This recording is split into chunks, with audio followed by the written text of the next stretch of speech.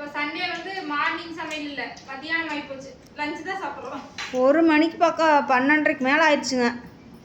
ஆனால் நிற்காம வேலை செஞ்சுட்டே தான் இருக்கிறோம். ஆமாங்க, 6 மணிக்கு எழுந்திரிச்சு வெங்காயம் உரிச்சோங்க. என்ன இவ்வளோ லேட்டு? பாருங்க, ஒயிட் ரைஸ் டூ லேட்டுங்க எல்லாமே. இது வந்து ரத்தங்குடல் பொரியல். அப்புறம் இங்கே வந்து எலும்பு ரசம்.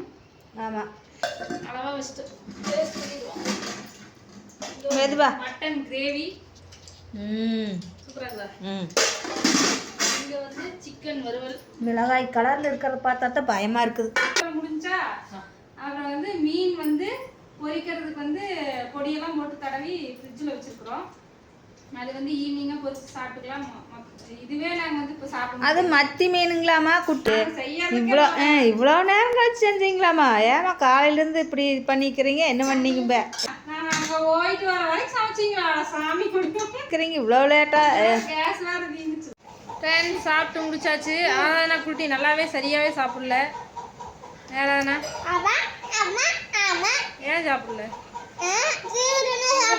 உங்க வீட்டுல என்ன ஸ்பெஷல் அப்படின்னு மறக்காம சொல்லுங்க. காத்து சரியான காத்து, வர முன்னாடி காத்தாமா. மழை வேற வர மாதிரி இருக்குது. என்னன்னு தெரியல, இன்னும் காய்ச்சி வருஷம் வரவில்லை. ஓகேங்க ஃப்ரெண்ட்ஸ், அடுத்த ஒரு வீடியோவில் பார்க்கலாம். உங்கள் வீட்டில் என்ன ஸ்பெஷல் அப்படின்னு மறக்காமல் சொல்லுங்கள்.